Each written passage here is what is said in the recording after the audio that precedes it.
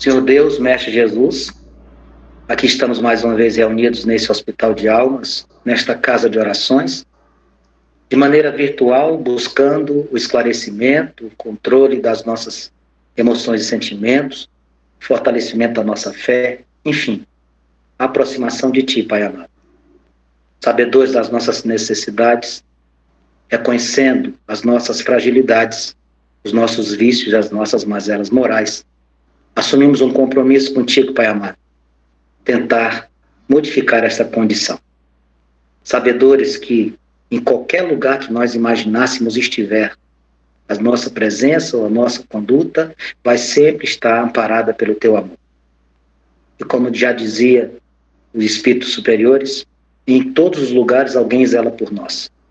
E nesta casa, certamente, os bons espíritos estão nos acompanhando e nos orientando para fazer com que a tua palavra, Pai querido, toque os corações de cada um dos presentes, tal qual o Senhor fazia há 2000 anos, quando reunia os seus amigos, os seus discípulos, os seus apóstolos e trazia a mensagem de amor que estava no seu coração. Esteja conosco durante os nossos trabalhos e nos dê paz, intuição e nos dê fortaleza para que cada um possa superar todas as suas atividades. As adversidades aparecem, mas nós vamos conseguir superá-las. Esteja conosco hoje e sempre, Pai amado, e que assim seja. Para que a gente possa falar do tema de hoje, a fraternidade universal, é necessário que a gente entenda o que vem a ser fraternidade, o que é que essa palavra representa para nós, né? Será que nós, nessa condição de espíritos encarnados, em pleno século XXI, fazemos uso da fraternidade como nós deveríamos fazer? O que é que prevalece nas nossas relações hoje em dia? Quais são os interesses que nós colocamos em prática? Os nossos interesses individuais, os nossos interesses pessoais, ou a gente abre mão dos nossos interesses pessoais em nome dos interesses coletivos? Será que quando a gente fala em fraternidade, a gente pode desvincular esse conceito do conceito de sermos irmãos? Quem é irmão de quem? O Evangelho, muitas vezes, ele faz esse questionamento para nós. Quem é a tua família? Quem é o teu irmão? Quem é teu pai? E, na verdade, nós não podemos esquecer que nós todos somos filhos do mesmo Pai. Então, a nossa reflexão de hoje vai abordar isso. Vai abordar a intensidade das relações interpessoais, vai abordar a nossa condição na atual sociedade que a gente vive, vai relembrar os ensinamentos de Jesus, vai nos trazer as instruções dos Espíritos através dessa nossa conversa. Buscando o conceito de fraternidade, a gente vai buscar lá no grego, lá no latim, significa irmandade, significa conjunto de irmãos, olha só. Quando você fala fraternidade, você está se referindo a um grupo, a uma coletividade de irmãos.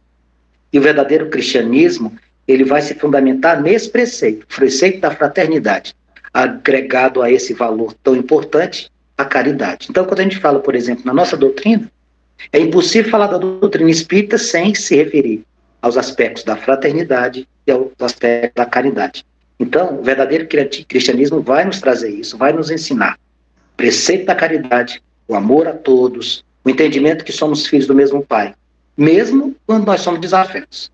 Eu não costumo colocar muito a palavra inimigo, porque, na verdade, os nossos inimigos são as nossas más ações. Na verdade, os nossos maiores inimigos são as nossas más escolhas, os nossos maus propósitos. Então, a gente melhor falar em desafetos. E, na verdade, o desafeto nada mais é do que uma forma ou instrumento de nós praticarmos alguma situação que a gente precisa praticar nessa encarnação. A gente vai sempre conviver, portanto, falando em fraternidade, com a ideia de família, de uma grande família. Via de regra, o que é que a gente faz? A gente se limita a pensar em família somente aqueles laços consanguíneos. Isso não é verdade. Por quê? Nós fazemos parte de uma família universal. Então, sempre que a gente visualizar isso, a gente vai entender que a natureza fez de nós uma grande família. A necessidade de sobrevivência lá atrás, quando nós ainda estávamos nos primórdios da humanidade, sem percebermos, nós formarmos grandes grupos, grandes conjuntos fraternos. Obviamente, sem a capacidade de entendimento que a gente tem hoje. Porque naquela época a gente se preocupava especificamente era com a sobrevivência. A tendência foi o quê? A tendência foi a gente tentar limitar o sentimento que a gente começou a nutrir, mas sem extrapolar. A gente ficou em situações de ficar limitando, e a gente ficou limitando esse aspecto da fraternidade ou da família simplesmente aos grupos restritos, aos laços consanguíneos e alguns amigos que a gente considerava já como da família, mas se a gente fosse fazer um rol, a gente ia encontrar pouca gente, poucas pessoas. E na cultura ocidental, por exemplo, a gente vai perceber que o conceito de família também é muito restrito. Quando a gente busca nos grandes escritores e grandes pesquisadores, a gente vai perceber que muitos no passado nem sequer consideravam, por exemplo, as condições de escravos como sendo dignos de serem chamados de família. Olha que absurdo. Achar que os escravos não tinham, por não serem homens livres, a concepção do conceito de família, muito menos de fazer parte de uma delas. Graças a Deus que nós somos partes de um processo evolutivo e que nos afastou disso. Apesar de que, acreditem, ainda tem alguns irmãozinhos que gostariam de ter alguns escravos à sua disposição, lá na casa central. Pode acreditar, nós temos alguns irmãozinhos endurecidos que ainda trazem essas marcas do passado. Eles não percebem, mas as suas condições do passado ainda refletem hoje. Pode perceber que existem muitas situações que a gente vai detectar um toque de um orgulho, de soberba, que não é normal para determinada condição, mas que ele se apresenta. Mas como diria o grande pensador, tudo passa, né? E a evolução moral faz parte desse conjunto. Obviamente, a gente se refere a esse tipo de situação. A fraternidade é um termo que vai trazer para nós alguns momentos históricos importantíssimos. E a doutrina espírita, ela tem uma relação muito direta com a história, porque dentro de um dos seus pilares de sustentação nós temos a filosofia. E todos os livros de doutrina espírita que a gente vai buscar o aspecto fraternidade, vai citar a Revolução Francesa. Pode perceber, a Revolução Francesa, que aconteceu durante 10 anos, de 1789 até 1799, os ideais da Revolução Francesa, se a gente for lembrar lá dos bancos escolares, né, a gente vai citar liberdade, igualdade e fraternidade. Se nós pegarmos a nossa Constituição aqui do Brasil de 1988, o artigo 5º da nossa Constituição, ele tem muito a ver com aquilo que a Revolução Francesa pregava. A Declaração dos Direitos do Homem também tem muito a ver com a Revolução Francesa. O que é que o Espiritismo cita isso? Porque a gente vai lembrar que a espiritualidade foi preparando um terreno para a Boa Nova, né? Moisés, Jesus, a terceira relação foi o Espiritismo. Para quê? Para que nos desse a oportunidade de ter uma bagagem, uma condição de compreensão. Jesus veio até nós para tornar possível a fraternidade. Mas uma fraternidade verdadeira, num grau que a gente não conseguiria medir. Perceba a importância da presença de Jesus aqui. Quando Jesus chega, nós ainda estávamos voltado muito ao Antigo Testamento, ligado muito a um Deus cruel, a um general, a um Deus que castigava, a um Deus que nós precisávamos fazer sacrifícios. E Jesus vai mostrar para nós que é possível viver uma fraternidade num grau muito elevado e que nos aproxima do que a gente conhece como fraternidade universal. Nos fez conhecer a verdadeira e sublime fraternidade. Jesus teve essa concepção de trazer para nós, através da sua missão, porque o Pai designou Jesus para ser o governador do nosso orbe terrestre e trouxe para a gente esta concepção de amorosidade que a sua presença no planeta Terra permitiu que nós tivéssemos a capacidade de compreender. Dentro da filosofia, e é costumeiro a gente citar a filosofia no estudo da doutrina espírita, existe um filósofo inglês, cujo nome é Thomas Hobbes, que traz para a gente uma frase célebre, aqueles que já leram, que foram puxar lá pelos livros de história, na época dos bancos escolares, que ele dizia assim: o homem é o lobo do homem. É uma frase que resume muito o trabalho do Thomas Hobbes, né? O que ele queria dizer? Se a gente fosse trazer para a nossa concepção, de uma maneira muito superficial, mas também muito esclarecedora, o que é que o Hobbes queria dizer? Ele queria dizer para nós que nós somos o nosso maior inimigo. Nós causamos as nossas maiores aflições nas nossas escolhas, nos nossos pensamentos inadequados, nas nossas posturas que são reprováveis. Então, quando o Hobbes diz o homem é o lobo do homem, ele está dizendo assim, se fosse dentro da doutrina, você precisa se reformar intimamente. Você precisa rever os seus conceitos. Então, o que é que pode fazer com que o homem se torne o lobo do próprio homem? Certamente, um orgulho muito arraigado, uma conduta muito egoísta, uma centralização de objetivos, um interesse que prevalece sobre tudo, que é o seu. Então, esse orgulho e egoísmo muito aflorado, ele sufoca qualquer tendência de boa ação. Quando a gente fala em fraternidade, não existe fraternidade dentro do coração egoísta. Não existe como praticar a verdadeira fraternidade dentro de um espírito que traz uma carga de orgulho muito exagerada. Por quê? Porque os apegos que a gente traz costumeiramente às paixões materiais vão sufocar a nossa possibilidade concreta de agirmos com empatia, agirmos com tolerância, agirmos com acolhimento, agirmos com amorosidade. O egoísta e o orgulhoso, ou o orgulhoso e egoísta num só espírito, eles conseguem sufocar com muita intensidade esses valores morais adequados que a gente tem que praticar. Então, seguindo lá o que o filósofo Thomas Hobbes falou, se a gente o homem é lobo do próprio homem, é muito difícil, algumas vezes, nós temos pelo outro, pelo irmão, algum sentimento fraterno. Os nossos relacionamentos serão muito difíceis. Seremos aqueles sujeitos que vivem dentro de um mundinho, como se estivesse dentro de um casulo, né? Como se estivesse dentro de uma bolha, como se nada interessasse por causa dos outros, só se interessa em função das suas próprias condições. E aí, seria muito leviano a gente generalizar também, né? Achar que todo mundo age desta forma. É muito comum, nos dias atuais, quando a gente está submetido a uma situação difícil nesses últimos 2 anos, as pessoas acharem que não tem mais jeito, que nós chegamos no fundo do poço, que a humanidade não tem mais como se redimir, não tem mais como se sustentar. Isso não é verdade, meus irmãos. Essas situações são pontuais, necessárias. Todas as situações que acontecem na nossa existência, tanto no plano material como no plano espiritual, são necessárias. A gente tinha que estar passando por isso. Temos que trazer, na nossa condição de espíritos imortais que somos, o entendimento que isso é um aprendizado. E se eu tiver isso, eu vou entender que eu já tive em vidas pretéritas situações parecidas com essa. Certamente, em vidas anteriores, nós atravessamos alguma pandemia. Certamente, nós somos vítimas de alguma situação como a que a gente está vivendo hoje. Obviamente, a gente pode estar pensando, mas é uma situação muito difícil. Nós já tivemos, talvez, participando, sabe do quê, meus irmãos? De guerras. Nós já tivemos, talvez, participando de campanhas em campos de batalha. Então, são situações. Podemos ter jogado pedra na cruz quando Cristo estava sendo crucificado.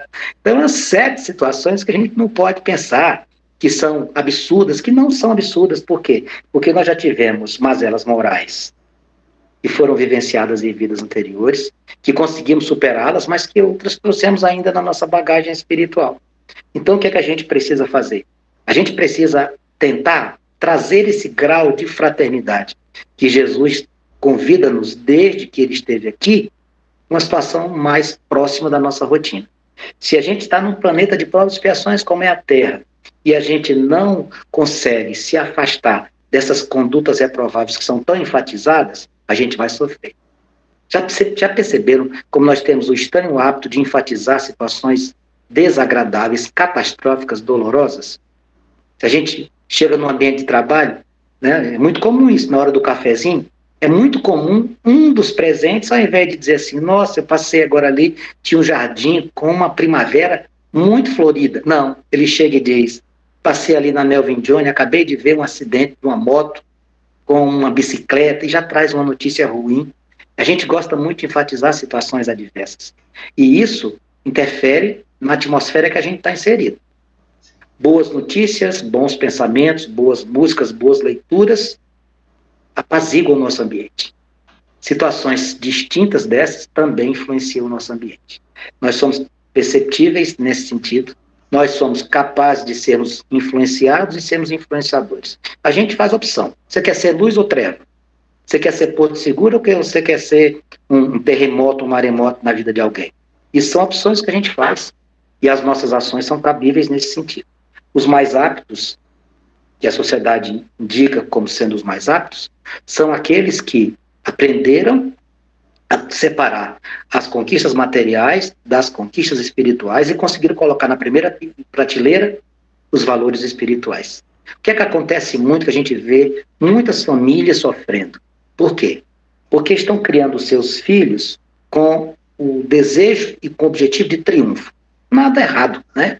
Quero que o meu filho estude, que eu quero que ele consiga galgar um bom emprego, uma boa posição social, uma condição financeira favorável. Isso aí faz parte do mundo material. O que ele não pode ser é a prioridade. Você não pode criar seu filho simplesmente dizendo para ele, olha, você tem que triunfar, você tem que conseguir, você tem que ser o melhor de tudo. E só fazer isso. Se você não dá a ele uma sustentação espiritual, ele vai ser muito frágil. Na primeira derrocada, na primeira decepção, na primeira perca, ele desmonta e não levanta mais. Eu costumo muito conversar com meus alunos, eu digo assim, olha, eu sou de uma geração, ao contrário de vocês, que quando a gente levava um baque, por exemplo, num termo de relacionamento, a gente sofria um dia, dois, no terceiro, vida que segue. Hoje, a fragilidade ela é tão clara, tão evidente, que a gente vê jovens cometendo situações absurdas a ponto de se colocar na condição de dar cabo à própria vida. Por que isso? Falta de estrutura. Aí vem o aspecto da formação.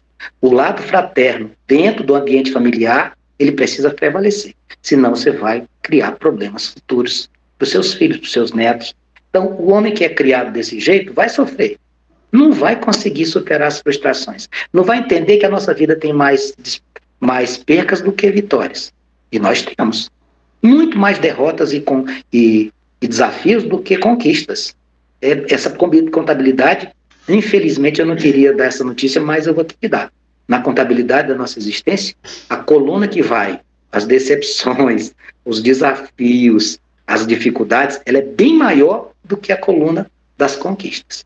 E aí a gente precisa administrar isso. Se você consegue fazer isso, essa pessoa que foi criada desta maneira, e ela tiver uma outra concepção de existência, se ela perceber, por exemplo, a importância da vida futura, se ela tiver o privilégio, não no sentido de escolha, mas o privilégio no sentido de felicidade, de encontrar uma doutrina como a nossa, que nos esclarece que isso tudo é passageiro e que a gente simplesmente está galgando uma condição evolutiva, vai sofrer menos, vai conseguir administrar melhor essas dores. Caso contrário, vai formar um grupo fraterno muito pequeno, e na hora que ele precisar, ele não vai ter retorno.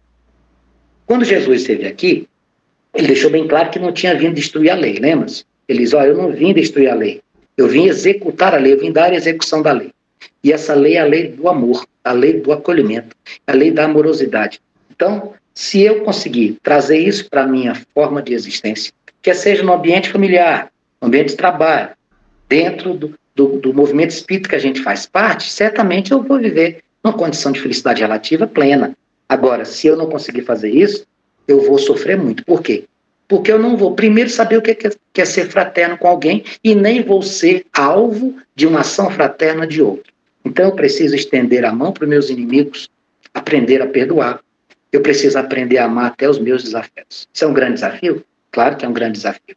A gente foi criado numa situação de, muitas vezes, colocar em xeque qualquer tipo de situação, mostrar que o sujeito é fraco, frágil porque perdoou ou porque não quis brigar, e isso é uma condição que nos leva a muito sofrimento. Jesus veio para nos mostrar a lei amorosa, veio também para nos dizer que nós somos filhos do mesmo Pai, e a gente precisa colocar isso dentro da nossa vida. O Evangelho é cheio de frases, cheio de passagens que nos mostram isso.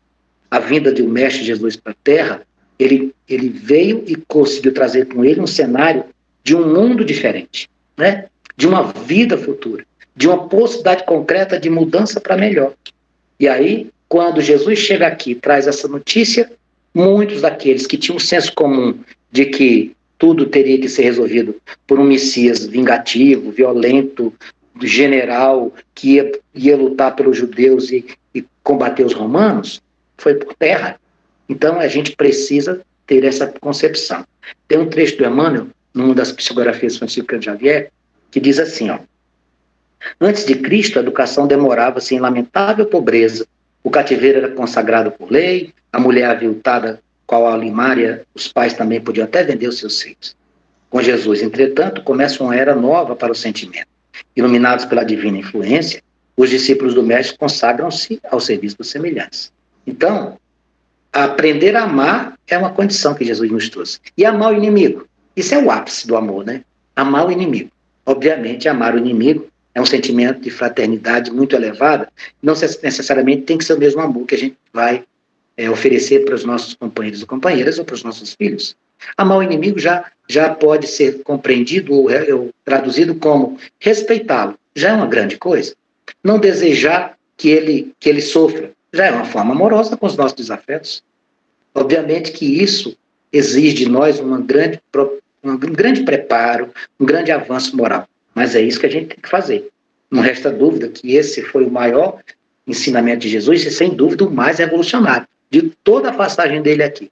Então, você pode até dizer assim, mas todas as vezes que a gente está falando sobre isso, a primeira pergunta que vem à minha mente, como é que eu posso amar? Quem me prejudicou? Quem me condenou? Quem me caluniou? Quem me injuriou? Quem me ofendeu? Como é que eu vou fazer isso? A resposta ela é muito clara por aqueles espíritos que tentam nos orientar diariamente. Não é saudável para nós, não é a gente buscar a solução do olho por olho, dente por dente. Porque quando a gente faz isso, a gente vai sofrer mais. Né? O amor liberta, e o ódio nos algema ao nosso desafeto. Então, quando a gente entender isso, a gente vai conseguir. Porque para seguir Jesus, para seguir os seus ensinamentos, a gente tem que se despir dessas roupas antigas que a gente usava, que eram alinhavadas com orgulho e egoísmo, e tem que se vestir com a roupa que é alinhavada com a humildade, com o amor no coração. Esse é o famoso homem velho e o homem novo, é isso que a gente precisa fazer. Nós não somos obrigados a amar os inimigos como a gente ama os nossos amigos, mas a gente precisa respeitá-los. Isso já é uma forma de amorosidade. Lembrar que os nossos desafetos também são seres humanos, que erram como nós erramos. E aí a gente tem a capacidade de entender por que é que aconteceu um determinado erro, a gente vai entender que todos nós temos algumas fraquezas. A fraqueza do nosso desafeto nos atingiu diretamente. E o desafio começa por onde? O desafio começa por aprendermos a ser verdadeiramente fraternos. Lembrar que nós somos irmãos, filhos do mesmo pai. Um instrumento que muito nos acrescenta é essa convivência com o espírito mais endurecido, com o irmão mais difícil. Esse nos ajuda muito. Porque se a gente vivesse só num clima de calmaria, o aprendizado não seria muito grande, não. Ah, tá tudo bem, tudo bem, tudo bem. Você tem que ter algum desafio, porque com as nossas adversidades e dificuldades, quer seja ela no campo das relações pessoais ou profissionais, a gente adquire muito, né? Porque quando a gente começa a encarar algumas dificuldades, a gente começa a interpretar diferente, a gente começa a ouvir de maneira diferente, a gente amadurece, a gente percebe alguns aspectos que até então eram invisíveis, a gente começa a enxergar.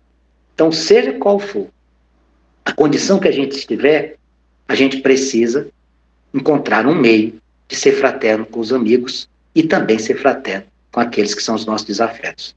É isso que a gente tem que fazer. Aos olhos de Deus, ajudar o semelhante, para ele, é maravilhoso. E quando a gente compreende, quando a gente não pode ajudar porque a gente não está ainda numa situação evolutiva tão grande, mas que a gente compreende e respeita o adversário nosso, o desafeto nosso, aos olhos de Deus, vai ser uma grande alegria.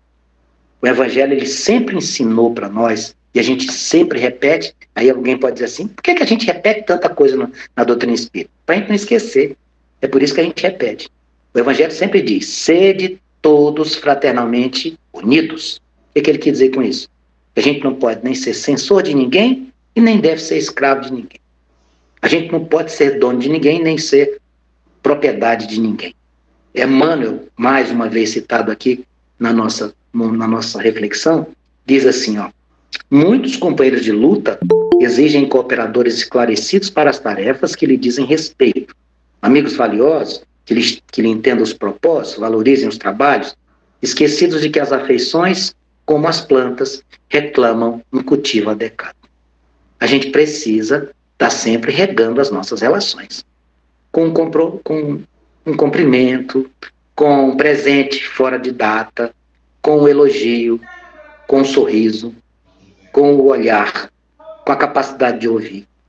E quem foi que ensinou isso para nós? Krishna nos ensinou isso, né? Ele semeou esse terreno, ele adubou esse terreno, que é um terreno fértil da amorosidade, e depois, com seu ideal divino no coração, ele conseguiu tocar todos os seus apóstolos. E não tenhamos nenhum tipo de receio em afirmar que até Jesus teve dificuldade com essa mensagem amorosa com seus apóstolos. Foi traído por um deles. foi negado por outro. Então, não é tão fácil. Não é tão fácil. Se para Jesus foi difícil, imagina para nós, nós cheios de erros ainda, cheios de mazelas, né? Mas o que a gente tem que fazer é isso. Vamos fazer essa analogia com relação a Jesus. Vamos adubar esse solo, vamos trazer essa planta irrigada, né? Vamos ser mais amorosos, vamos ser mais tranquilos nas nossas relações. Isso releva a um conceito de fraternidade plena. A gente precisa atingir isso. E aí, o que a gente pode fazer? A gente pode ser socorrido pelos trechos do Evangelho. Eu citei alguns aqui, quando os evangelhos trazem para nós passagens envolvendo o nosso modelo e guia, tipo esse aqui, ó, quando perguntam para Jesus, quem é minha mãe e quem são os meus irmãos? O que é que o evangelho está trazendo para nós daqui? A fraternidade universal. A resposta de Jesus é para deixar bem claro, sua mãe, seu pai, seus irmãos, não são esses que estão apenas perto de você. A fraternidade universal, a família universal, ela extrapola esse círculo consanguíneo que você tem. O amor ao próximo inclui esclarecimento, né? Quando a gente ama o próximo, a gente sabe o que é ser fraterno. É uma arma que reduz a intolerância, o amor ao próximo reduz ou dissipa totalmente a incompreensão, a truculência, a violência. O amor ao próximo é a chave disso. A indiferença de muitos homens hoje, ainda que a gente ainda percebe, por quê? Porque eles têm, ao invés de procurar essas relações mais amistosas, eles só se preocupam em adquirir bens materiais, eles querem galgar posições sociais mais acima, um egoísmo muito atroz, né? E isso sempre resulta em prejuízo. Porque se eu tenho minha condição de pessoa fraterna, isso reflete até para quem está perto de mim, porque a personalidade da gente, o nosso caráter tem muito a ver com a condição de fraternidade que a gente literalmente pratica. Vamos sempre procurar conectar as nossas boas ações, os nossos bons pensamentos, vamos procurar levar as nossas ações favoráveis ou dignas dos ensinamentos do Cristo adiante. A expedição do auxílio, como diz Emmanuel, é uma gentileza que te angariará simpatia. No entanto, a intervenção direta no amparo à necessidade te confere a preparação espiritual frente às próprias lutas. O que é que o Emmanuel está dizendo para nós? Quando a gente ajuda os outros, quando a gente é fraterno com os outros, a gente cria um verdadeiro escudo de proteção para nós. Então a gente precisa abençoar a todos, condição de espíritos mortais, e temos condição de fazê-los. A gente tem que estender a mão para quem precisa. A gente precisa ajudar aquele que precisa, a gente precisa garantir, através da nossa boa vontade, o acolhimento, o esforço para resolver, ou pelo menos mostrar-se que está junto com aquele que precisa. Mas precisa, quando ser chamado por uma atitude fraterna, não fechar os olhos, não fazer de conta que ouviu. A gente precisa ouvir os chamados. Nós somos chamados todo dia. O fulano me chamou para fazer um evangelho na casa de um irmão que está precisando. Mas eu não posso hoje porque tem a final do Campeonato Brasileiro. Eu não posso hoje porque tem uma amiga que vai fazer um churrasco. Eu não posso hoje porque tem uma visita. Esse chamado aconteceu e você está fechando a porta. Não reclama depois dizer que Jesus não conversa comigo. Conversa. Ele conversa conosco com o pedinte, ele conversa conosco com o funcionário, ele conversa conosco através do nosso patrão, ele conversa conosco através do nosso vizinho difícil, ele conversa conosco o tempo inteiro. Então, ao sermos chamados para um gesto da terra, a gente não pode fechar os olhos. A gente precisa ser a luz que dissipa as egoístas e orgulhosas de muitos que estão perto de nós. O nosso exemplo não vai modificar ninguém, mas vai influenciar a conduta de muitos. Fraternidade universal significa isso. Uma boa relação dentro da nossa família e exteriorizando essas boas relações para a família universal.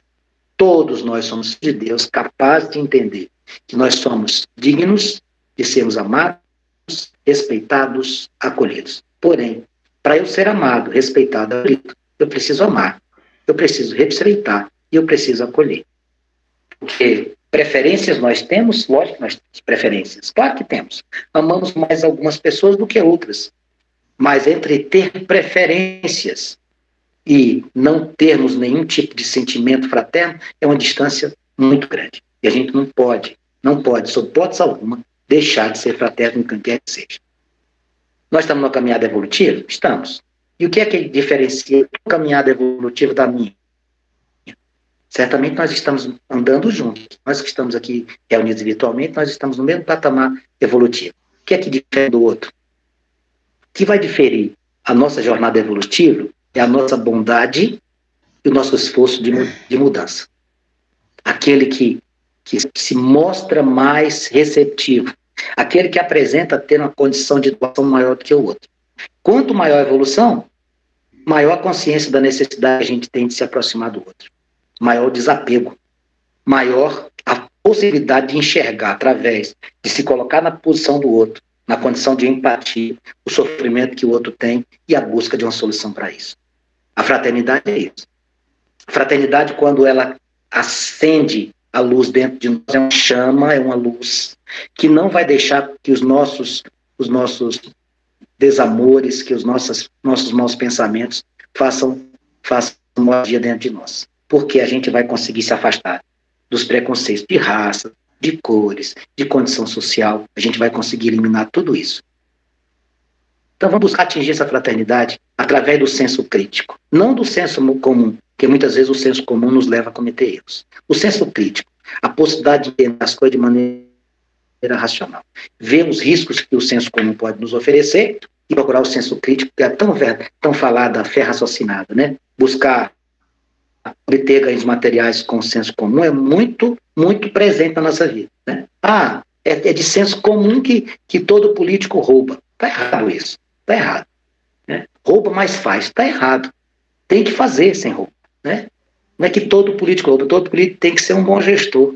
A gente não pode achar que o simples fato de termos uma sequência de erros, isso se transforma numa coisa correta.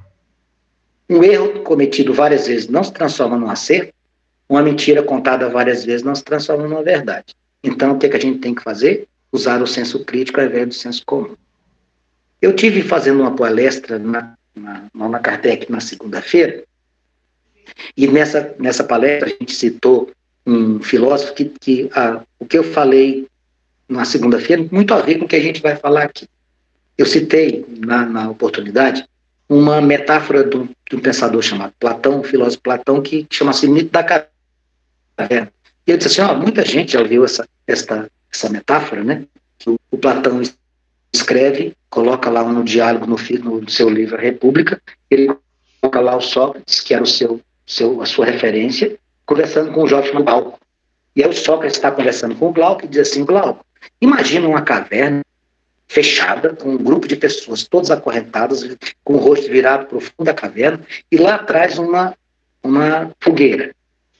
E as pessoas passaram a vida inteira presas, acorrentadas, não podiam mexer nem o pescoço, só via as sombras das pessoas que passavam lá fora e os sons que eram produzidos. Qual era o senso comum? O senso comum era que aquela sombra era a realidade, que não era uma realidade. E que tudo que eles viam era aquilo ali, se limitava àquilo. O que é que aconteceu? No mito da caverna, um dos presos consegue fugir, vai lá para fora e consegue ver a luz, consegue ver a natureza, os pássaros, as flores, ficou encantado. E volta para dentro da caverna, feliz, né? Cheio de compaixão. Só vou falar para meus irmãos como é que é lá fora. E lá chegando, qual foi a reação dos que estavam presos? Não acreditaram nele. Não acreditaram e o mataram. A explicação de Platão para a morte daquele que fugiu era uma referência a Sócrates, que tinha morrido condenado a tomar veneno, porque ele trabalhava com essa possibilidade da pessoa pensar, de se esclarecer, de buscar o conhecimento. Então, o Platão falou sobre isso. Então, o mito da caverna é muito presente nessa condição de fraternidade. Por que ele precisa entender isso? Porque naquela caverna, o que é que significava a caverna? Caverna para nós é o mundo de hoje, né? Onde está todo mundo, onde nós vivemos. Aquelas sombras que estavam projetadas simbolizavam a falsidade dos nossos sentidos. Tudo aquilo que a gente considera como correto ou verdadeiro, na verdade, não são. As correntes que aquelas pessoas estavam presas são os nossos preconceitos, o nosso egoísmo, a nossa ignorância. Aquele jovem que fugiu e que viu lá fora o mundo exterior, aquilo ali era o verdadeiro conhecimento. E quem é que dá isso para nós? A doutrina espírita. A doutrina espírita nos dá o verdadeiro conhecimento. É a luz que aquele jovem encontrou, né? Aquele jovem que fugiu da caverna. Assim como Jesus foi colocado na cruz, Jesus era a luz daquela época. As pessoas não quiseram ouvir Jesus. Tanto é que os que ouviram e não quiseram fazer uso dos seus ensinamentos, o crucificaram. Aí eu até comentei, e a nega disse assim, não fala que Jesus morreu, porque ele não morreu. Ele só deixou o corpo físico, ele está conosco até hoje, né? E essa situação que o Platão nos traz é um senso crítico que a gente precisa. Qual é o senso crítico que a gente tem que ter?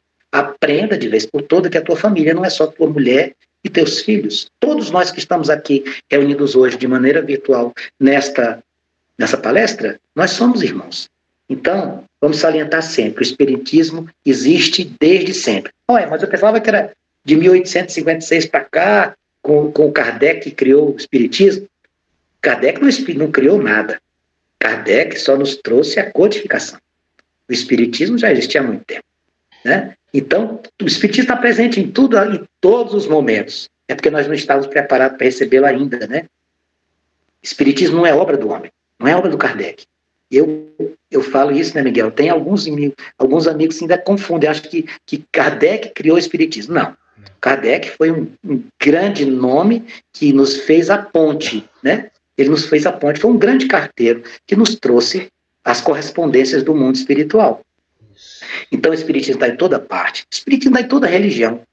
Como assim? O Espiritismo está em toda religião. Por quê? Porque qualquer religião que falar da fraternidade e da caridade está citando o Espiritismo. Sem dúvida que está.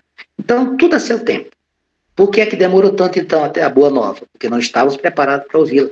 Ainda tínhamos nós tínhamos ainda o espírito muito endurecido, e agora não. A gente já está mais evoluído moralmente, tivemos a condição de receber.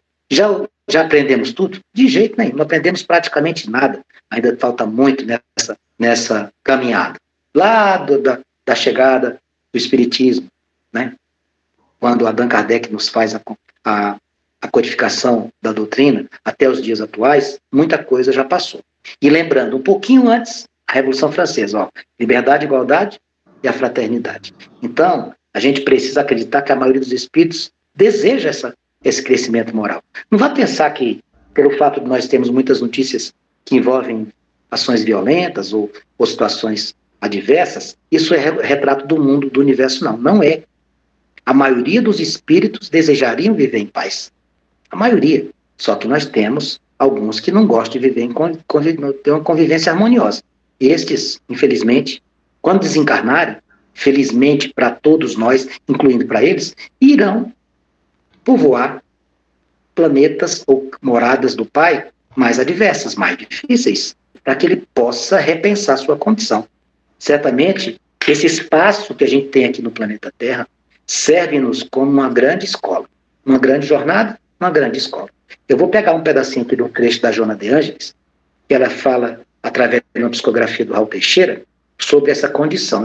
Na verdade, ela nos faz uma orientação que é muito interessante, que ela diz assim, faça o melhor dos seus esforços para que seu aprendizado obtido aqui configure a sua mais fecunda relação com o Pai, com o Pai, que em você se aloja, que por você e por todos nós atiça as vagas imensas contra os penhascos e incendeia leitos de estrelas, cujo brilho se projeta sobre todos nós.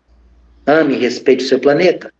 A nossa terra é o campo excelente para que nos felicitemos trabalhando, incansáveis no seio de Deus. Então é fato, estarmos na terra é uma oportunidade de aprendizado, de progressão, de aperfeiçoamento. Não vamos jogar fora essa oportunidade, não.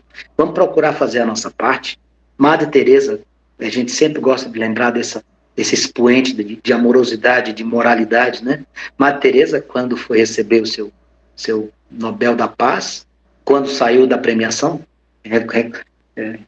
totalmente envolvida por repórteres, um deles foi querer deixá-la em maus lençóis, né? Mas a senhora fez essa obra toda, mas essa sua caridade, esse seu aspecto fraterno, é uma gota d'água no oceano. Madre Teresa, do seu altar de moralidade, responde, meu filho, se eu não tivesse feito, minha gotinha, o oceano teria uma gota a menos. Então, a gente tem que fazer a nossa parte. Assim como a Teresa fez, assim como o Chico fez, assim como Divaldo faz, a gente tem que fazer a nossa parte dentro do nosso mundinho, dentro do nosso universo. As nossas boas ações vão nos conduzir pouco a pouco para o nosso crescimento moral, mas elas interferem no universo como um todo, né? Nós temos interferência direta no universo que a gente está. Nós somos uma peça que certamente os nossos pensamentos e ações irão envolver tudo que a gente pode pensar. A nossa reforma íntima é necessária, a gente tem que buscar isso. A gente precisa deixar de ser esse homem velho, orgulhoso e egoísta para ser um homem novo, fraterno e caridoso. O certo é que a gente precisa aprender a ser mais útil, a gente precisa aprender a se doar, a gente precisa aprender a respeitar. Porque se a gente conseguir isso, dentro de nós vai aflorar uma força tão grande que a gente não sabe nem de onde é que a gente conseguiu. Só quem consegue dissolver o mal é o bem. Não adianta querer encarar o mal com o mal. Isso não funciona. Só quem consegue ser o antídoto do mal, que é a ausência do bem, é o próprio. Então a gente precisa do bem. Dessa forma, certamente a gente vai estar agindo desse jeito, contribuindo para a Terra, que também, assim como nós, está num projeto de evolução. Está num projeto, está numa caminhada, está numa jornada. E evolução, o planeta, evolução, as pessoas que aqui estão. Quem não conseguir nessa base de ordem nova, que é uma base social nova, vai sofrer, não vai conseguir acompanhar, vai ter que ir para outras moradas.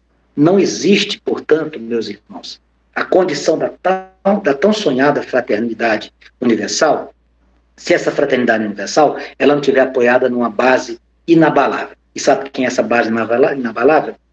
É a fé raciocinada. Se a fé for alicerçada nos princípios fundamentais, nas leis morais que nós temos aqui na nossa consciência, a gente vai conseguir galgar grandes projetos, grandes processos, grandes evoluções. Se a nossa fé não for essa fé raciocinada, pautada nos fundamentos que a gente tem do cristianismo redivivo e das leis morais que estão na nossa consciência, nós não iremos a lugar nenhum. Quando todos nós estivermos convencidos, porque tem gente que não está convencida ainda, que Deus é amor, que é infinitamente soberano na sua grandeza de amorosidade e acolhimento, quando nós estivermos assim, tudo vai ser facilitado. Desta fé vai sair o verdadeiro progresso moral. E aí os caminhos para a fraternidade universal estarão abertos. Miguel, meu amigo, nós estamos encerrando por aqui. Eu gostaria de convidar algum dos irmãos que estão aqui presentes para fazer a nossa oração final. Ficaria muito feliz que alguém se voluntariasse a fazê-la.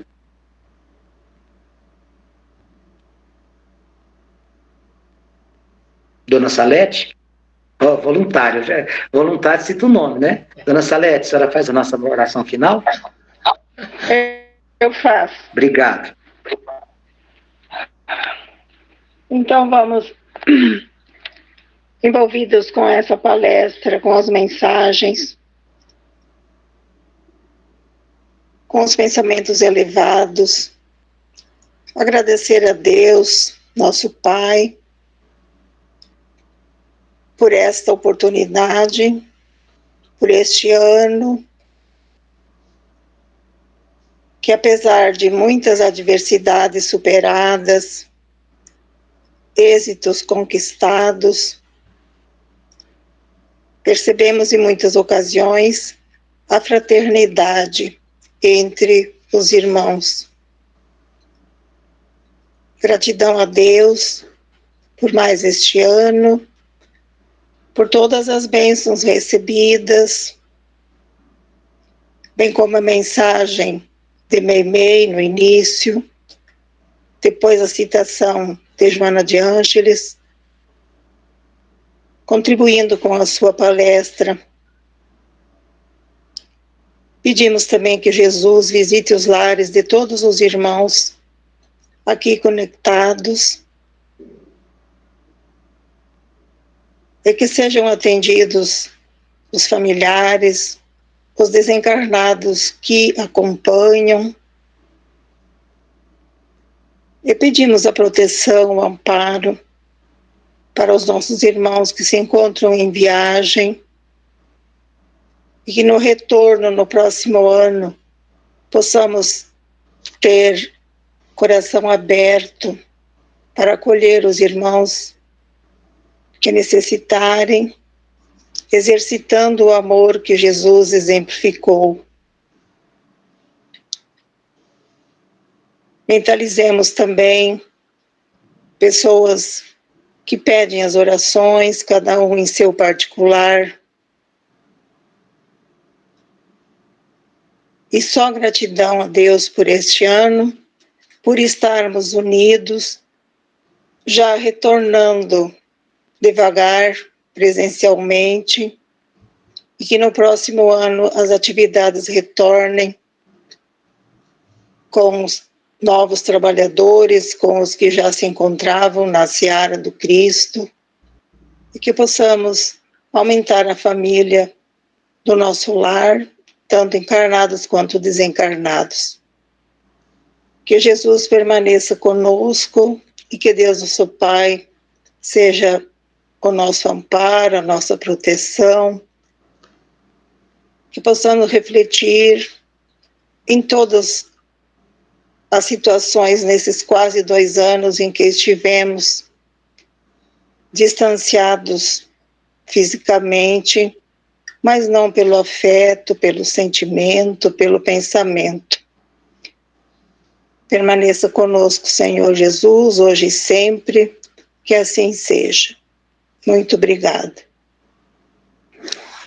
Obrigada, Vanques, obrigada a todos por nós compartilharmos um pouquinho a nossa caminhada, né? E no próximo ano nos encontramos tanto aqui no nosso lar como no SEAC. Uma boa noite, um bom final amanhã de ano, mas é uma continuação e um ano com bastante trabalho para todos nós. Obrigado, dona Salete. Obrigado, Miguel, por a oportunidade de ter contato aqui com vocês. O microfone está aberto, ainda temos 6 minutos. Fiquem à vontade, eu vou desligar o meu, que eu já falei demais hoje. Gratidão. Mas falem, fiquem à vontade, por favor.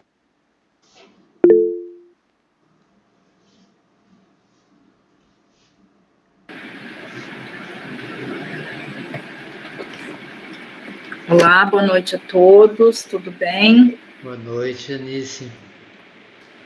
Então, queria agradecer por mais esse ano, foi um ano bastante importante para todos nós, eu acho que foi um ano que a gente veio lidando com as dificuldades, superando e trazendo de dentro de nós, eu acho que o melhor de nós, cada um na sua área, né, pelo menos eu vejo dessa forma.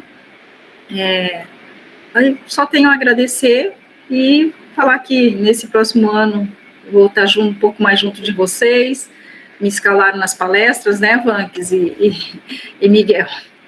Aí no próximo ano vou estar Miguel é o dono da escala.